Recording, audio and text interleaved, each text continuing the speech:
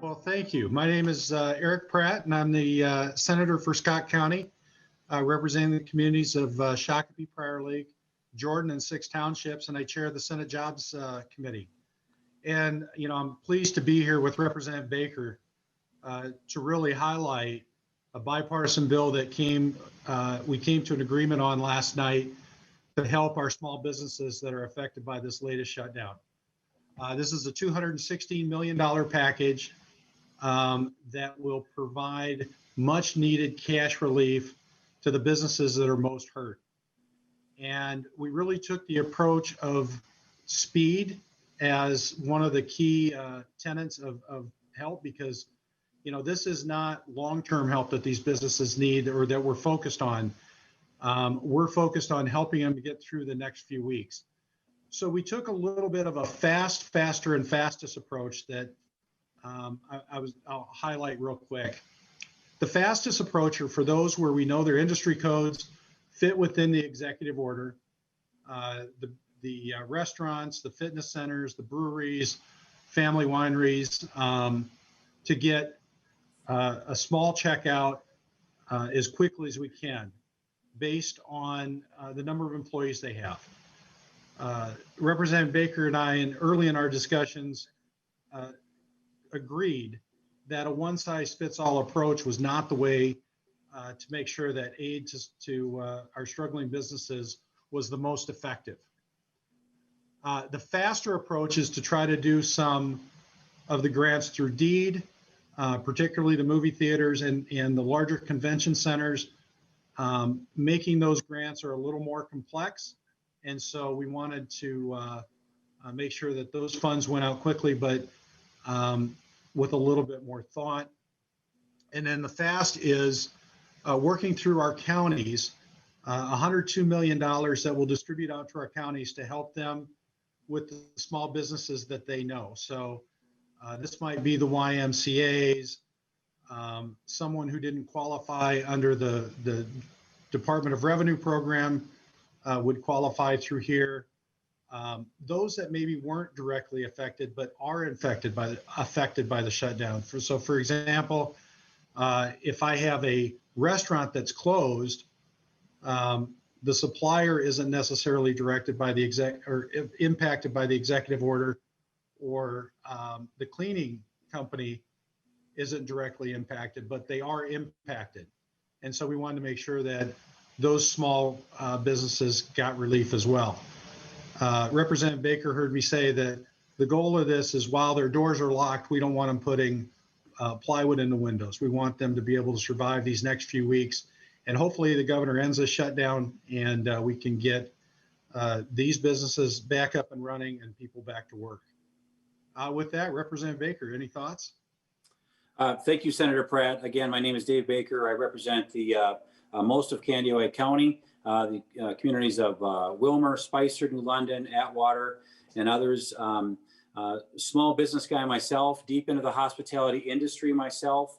I own a hotel, recently sold a restaurant, but I've been extremely close to my colleagues in the industry during this process, working with Hospitality Minnesota hand in hand through their efforts and their communications with us. And again, I just wanted to kind of point out the great work that has been done here in a bipartisan fashion. And Senator Pratt and I have been talking about this since before Thanksgiving. Even right when the governor ordered his recent shutdowns, we knew we had to have a plan. So we got together early on saying, we can't just sit here and wonder what if. We knew we had to do something quickly. So we've been working on this actually every single day since before Thanksgiving. Today is a good day because we can finally release some of the details of this plan. We gave that county the flexibility that they need to get our local eyes on the ground. And again, to make sure that we have this right-sized fit. But my one comment I want to mention is that this shutdown is much different than the other shutdown than restaurants saw back in the springtime. Their curbside right now is nothing like it was back then, because people are more scared right now. And these restaurant operators and bowling alley operators are shut down. They are mentally fatigued to a point that it'd be no different than if you get hit by a tornado just after you rebuild your home and you're back into some kind of a semblance, and it happens all over again. there is a different tone right now. So we need to get this out now and quickly. We need to get them open as quickly as we can safely. And I think, again, our work with the Democrats, this was a good bipartisan effort. I was proud to work alongside Senator Pratt. And with business knowledge that we were able to inject into this thing firsthand, I feel very proud of this quick, fast relief part of what we can do here in Minnesota. It's not enough, but it keeps them going forward to the next part of help that we can get. So with that, I'll flip it back to Senator Pratt or open it up to questions. We'd be happy to take questions if you have them. I do have a list. First up is Bill Werner, Minnesota News Network. Yeah, can you folks hear me all right? I'm Yeah. unmuted, hopefully. Okay, good. Yeah, Senator and Representative, thank you.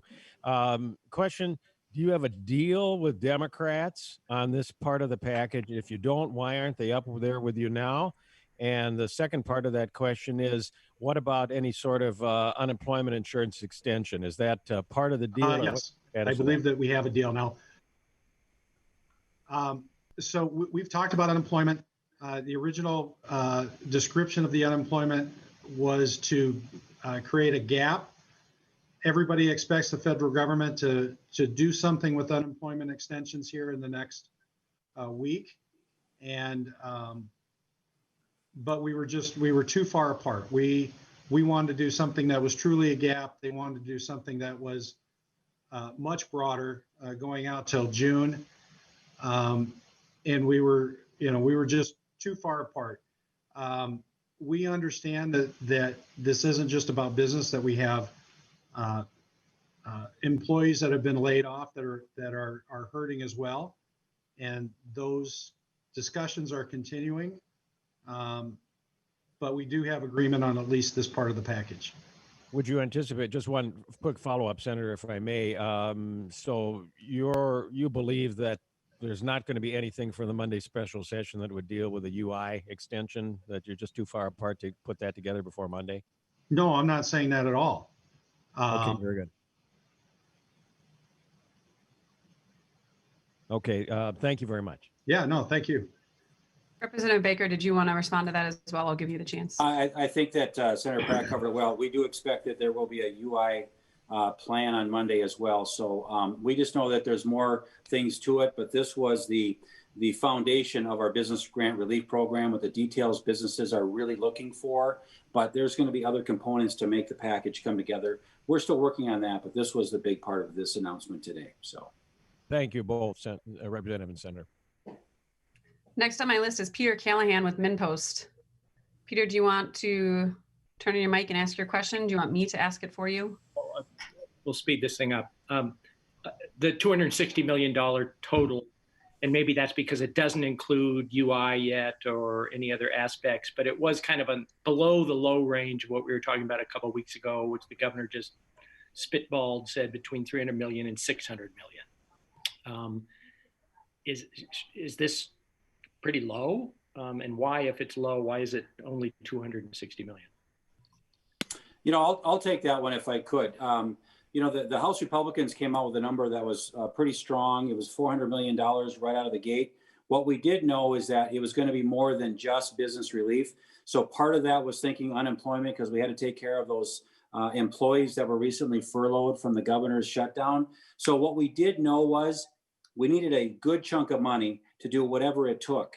Now, what we did do as a business guy working through this process, what I did not do was starting to look at what our potential number is. Gee, we want to keep it around 200 million in my mind. It was to make sure that these are right sized for these industries and getting it out quickly. And at the end of the day, it ended up being in the low 200s. And I could say this is a good, prudent way to help businesses as quick as we could in a number that was affordable at this point because of our recent announcement with our budget surplus this biennium. So this is a right size thing that we didn't force into a smaller bucket because we only had so much. We wanted to do it the right way, give counties a lot of wiggle room with a lot of dollars. Really, half of it is going to the counties. So it just turned out that I think we managed our buckets well, and the relief is going to be good. And so I think that was just our overall numbers was we want to encompass some other things, but this is the bulk of our work is this grant for, you know, 260 million. Is it 216 or 260? 216, excuse me, 216. And then quickly, can you give me just an example of an X number of employee business as to how much they might be expecting?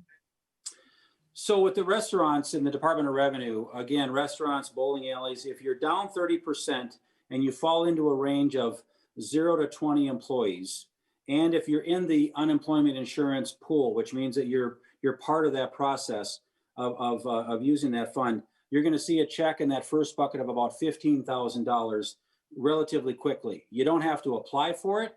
We're going to know that your sales levels are down by what you remit in your sales taxes to the state of Minnesota. The next bucket is the 21 to 100 employees at $25,000. The next one after the 100 is 101 to 300 employees at $35,000. Anything over 300 employees is $45,000. So that is to each tax ID number in the state. Multiple operators with multiple businesses will also get some other support on the backside from their counties. So those are things that we are working through the details and have it in the bill. But that's generally what those breakouts are today, Peter. Thanks. All right, next question is from Steve Karnowski. There, I just got myself unmuted.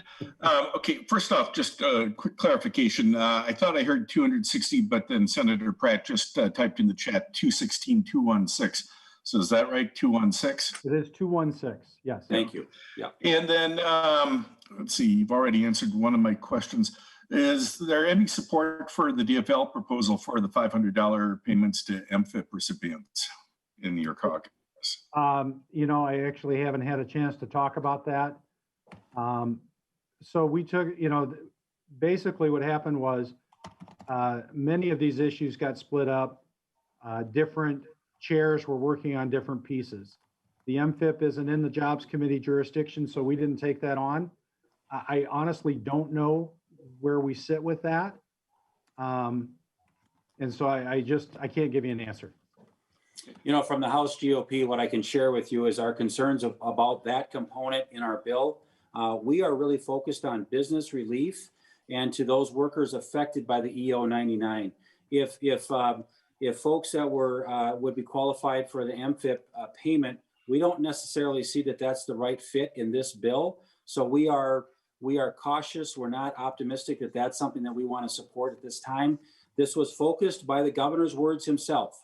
We have to give relief to people affected by the most recent EO 20-99, and that's what our focus is.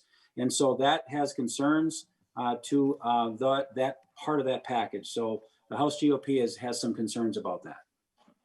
And you're saying that this is a bipartisan agreement, but what's bipartisan about it? I'm not seeing, as somebody else said earlier, I'm not seeing Democrats here. Well, what I can tell you is that this was an effort with members from all four caucuses, me, Representative Baker, Representatives Mahoney and Knorr, and Senator Champion, meeting last week through the weekend and into last night. And we all five parties agreed that this was the right deal. The Senate never came out with a plan. As everybody else kind of jumped out with the plan and started throwing numbers out there, we started working on this the day after the governor announced the executive order. And we were working with stakeholders, Hospitality Minnesota, the Chambers of Commerce, the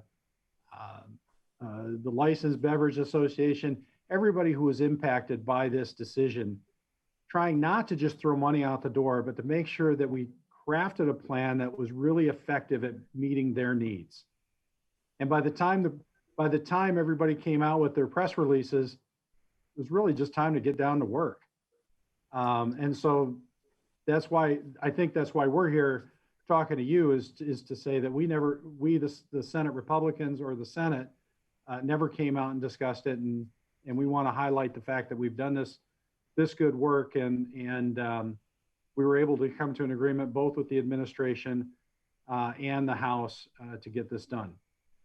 And I think what you'll see in the Ways and Means meeting coming up at 1:30, that the bill that we're talking about today is actually what's being presented in the House Ways and Means, carried by Representative Mahoney. So it shows the bipartisan work on this. And I even, thank my colleague in the House, Representative Mahoney, to say, Representative Baker, we need your help to give money away to businesses. We're not used to doing that.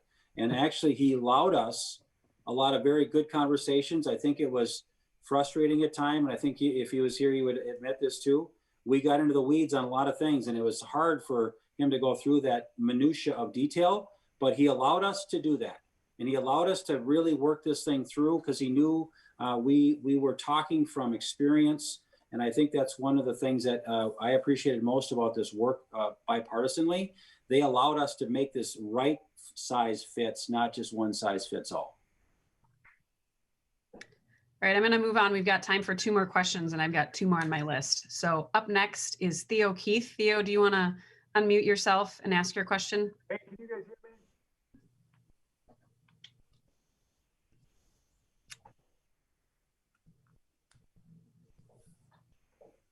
We can't hear you if you're talking, Theo. I know your mute's not on.